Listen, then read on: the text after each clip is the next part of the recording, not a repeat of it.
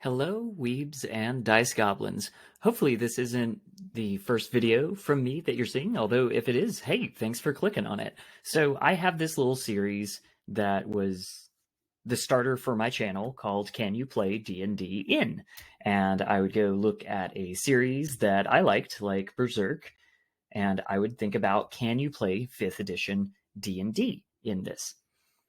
Now, I will admit I may have jumped the shark by doing a Can You Play D&D in Star Wars, even though I knew good and well there were plenty of tabletop RPGs that were basically Star Wars. You didn't have to make it work in 5th edition D&D.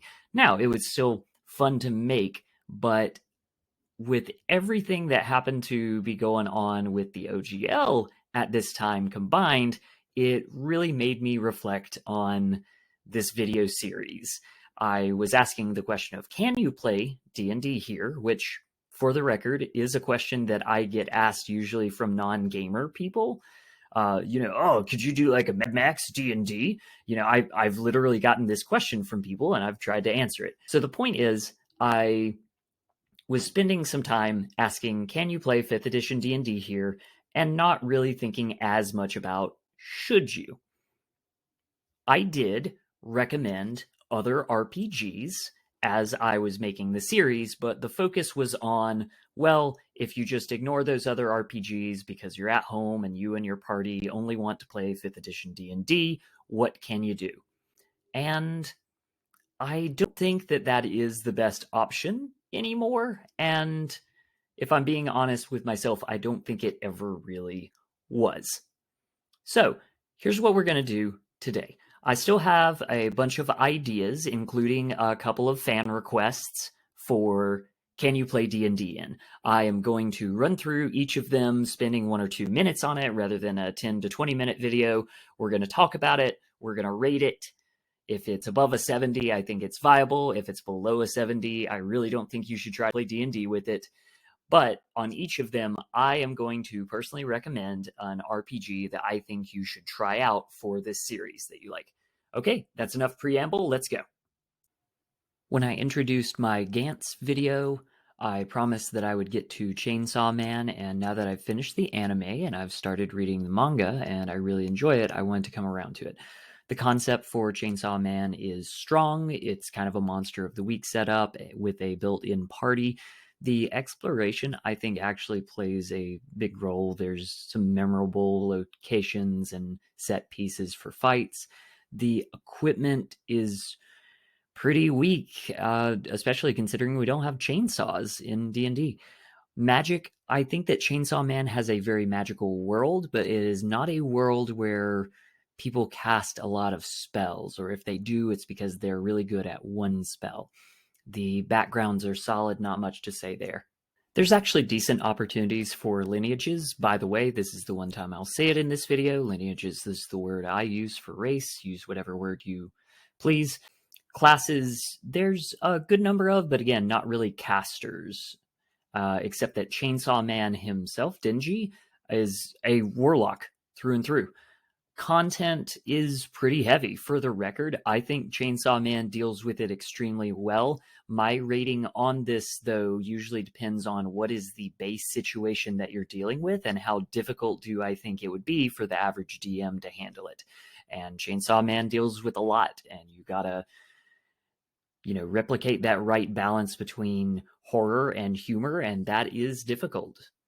Monsters are solid, and the flavor takes some time to grow on you.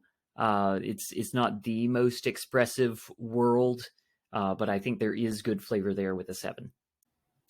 Overall, Chainsaw Man as a D&D campaign just barely passes the mark at a 71. I'm going to go out on a limb here and lean more into the horror and violence aspect of Chainsaw Man and say that I think Morkborg would be a pretty cool fit. I already made a full-length Can You Play D&D in My Hero Academia video, however, the audio was terrible. I was also kind of waiting on the series to wrap up in the manga before I revisited it, and since that's not happening anytime soon, let me just do a quick overview here. The concept of My Hero Academia is a 10 out of 10. You have a magical school set up with all kinds of training arcs to level up and missions along the way. The exploration is pretty weak, not a whole lot of dungeons. Equipment, I think, is spot on.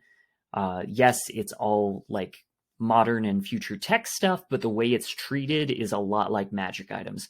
I do think that quirks is a more magical and fantastical concept than it is a sci-fi concept, so high marks there. Backgrounds are decent, but not as fleshed out as I would really like. There's a fair amount of play you can have with lineages, but you have to make a lot of excuses. The classes are extremely well done, especially the way all the different heroes and students have to come together as a team. I think really encapsulates 5th edition's idea of how classes and a party should work together.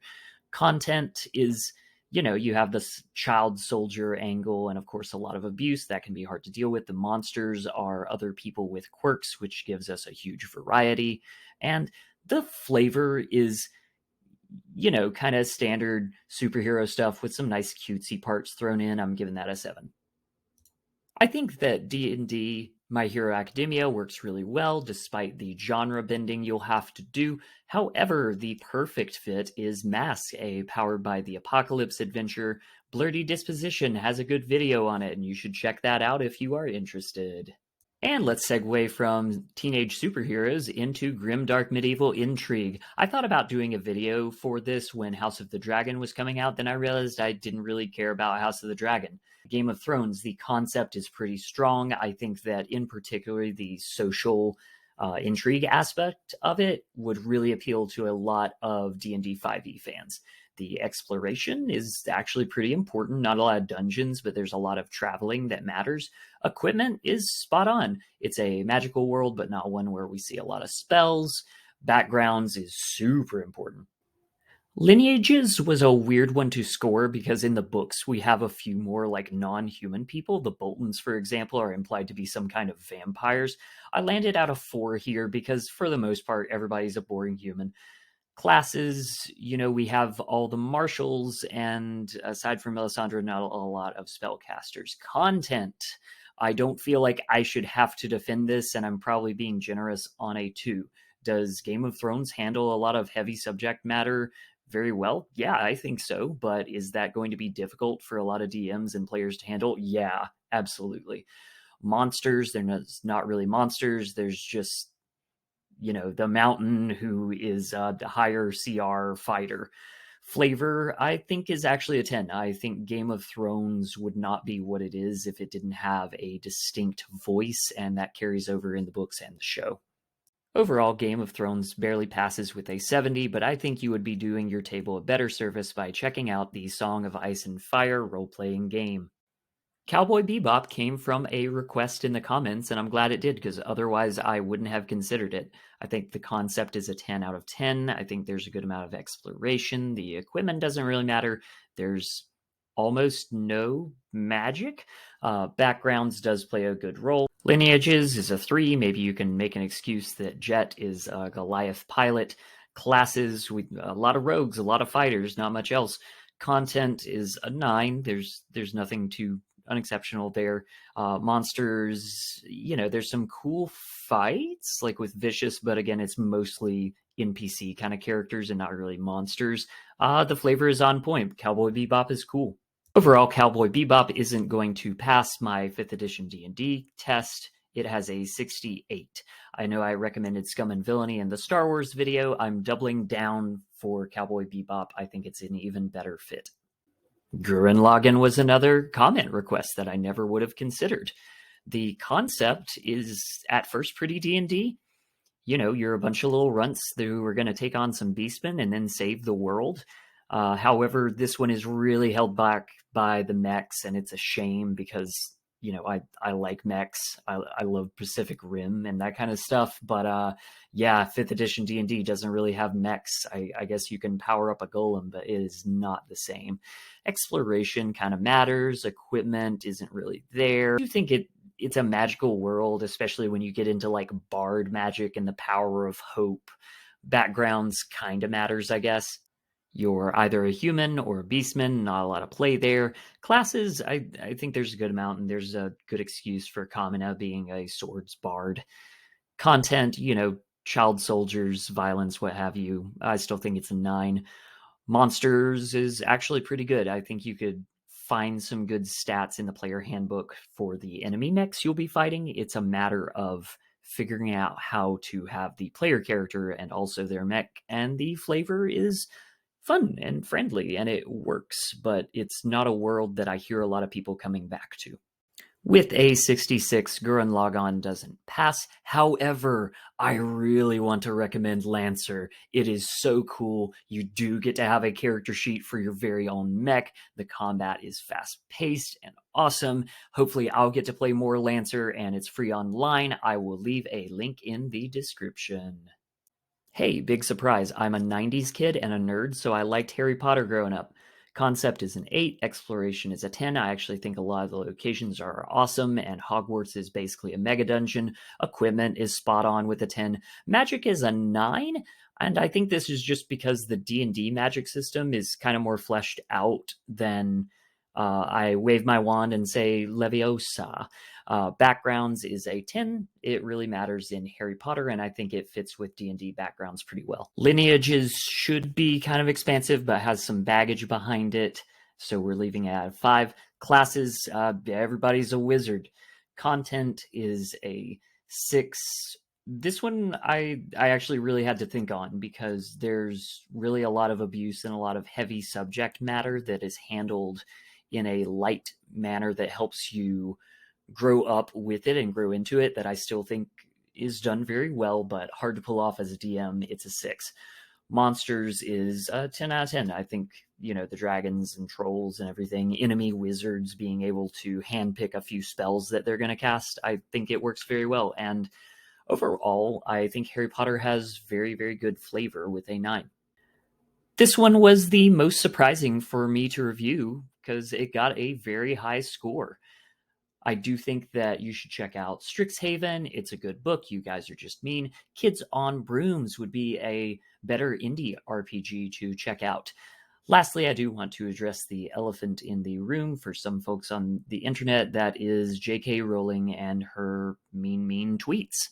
If you do not like J.K. Rowling, if you have fallen away from the series like I have because of recent entries and the author's behavior, I actually think that the most ethical way you can create more Harry Potter content for you and your friends to enjoy is by playing a role-playing game about it and taking ownership of the characters and the world that you grew up with.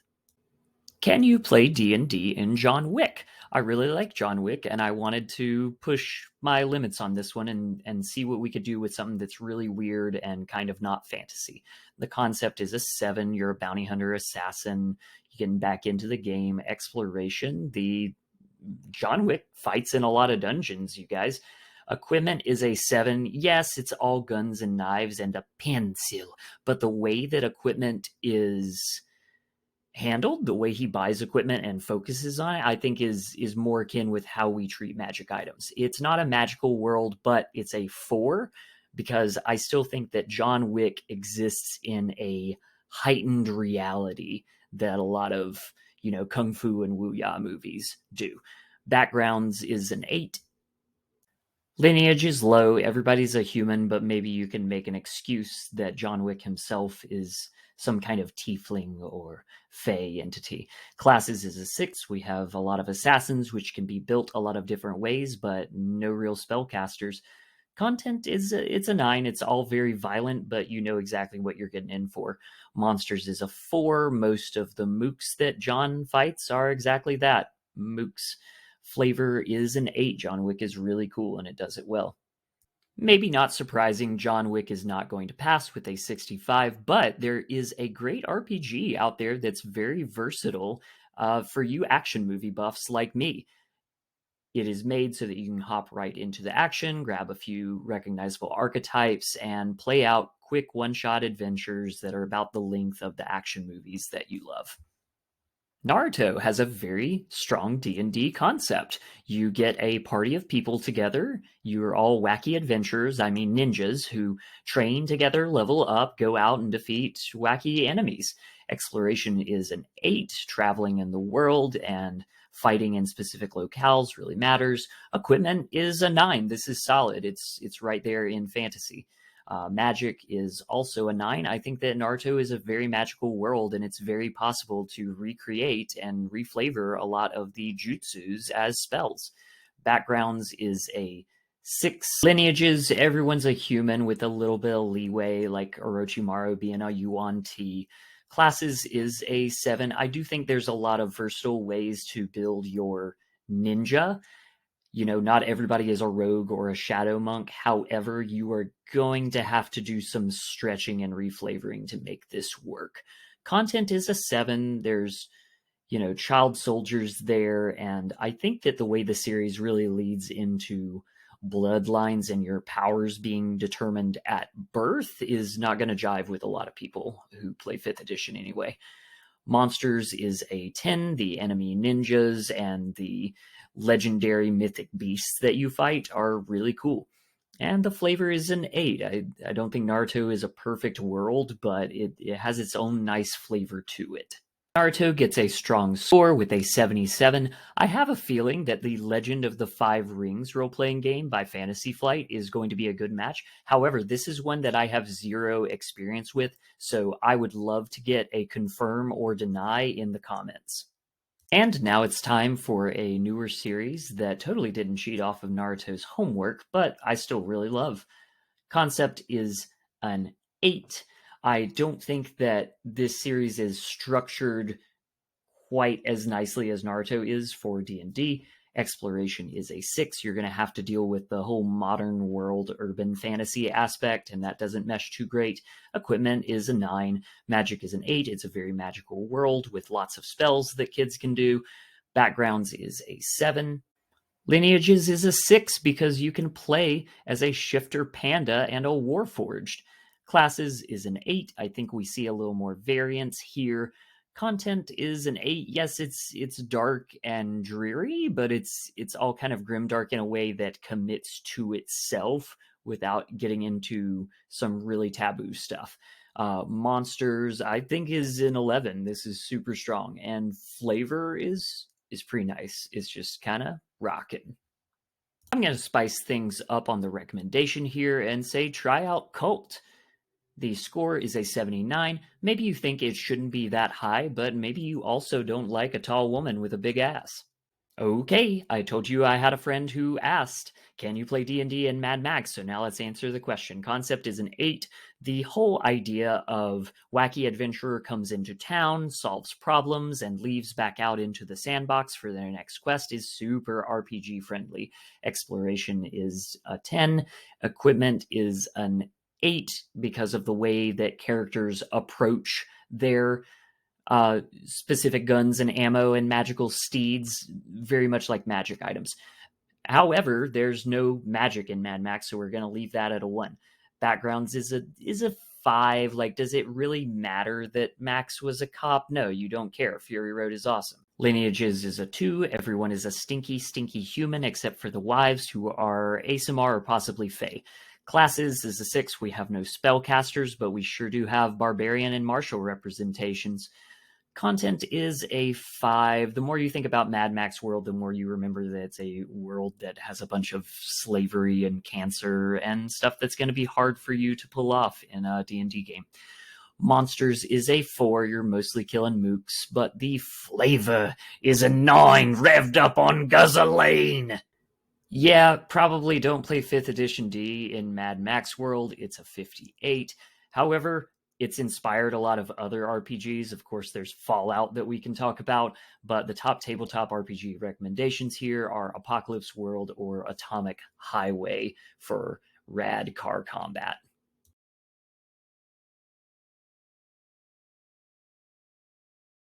And that's all, folks. Let me know if you feel like this series should continue. Did you like the short form version a little better? And please, of course, tell me where I got my scores wrong what scores you think should be higher or lower, and if this inspired you in any way to have a better D&D or otherwise tabletop RPG game. Have a nat 20 day. Bye-bye.